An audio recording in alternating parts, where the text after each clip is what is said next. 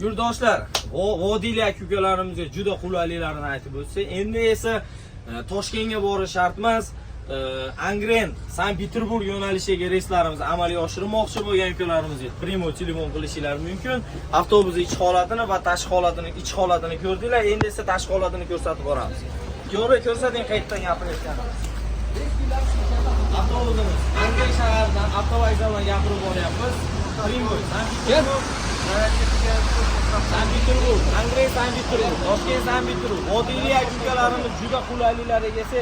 Tog'dan tushinglarga 10 kilometr kirib kelsanglar, xudo xolasa mana o'zimiz shunaqa avtobuslarda kutib olamiz akalar. Avtobusimizga kelsak, sharoitga kelsak, sharoitlari zo'r, o'zingizlar ko'rdinglar. Tashqi holati, vodiyning ishda 3 soat, 4 soat almashadi. Almashmasa ham bo'lmaydi akalar, yo'llar juda qor, mana O'zbekistonda o'zida qor va endi Rossiyada ham juda qorli bo'lyapti. Avtobus tanlashda adashib qolmanglar, primo o'zimiz bilan bog'laninglar. Akalar, barcha yo'nalishdagi reyslarimiz ham bor. Biz bilan bog'lansanglar, xudo xolasa aldashdi degan gaplar bo'lmaydi akalar. Sizlar bilan eng ishonchli avtobus va eng ishonchli Nuriddin akalar. Sog' bo'ling.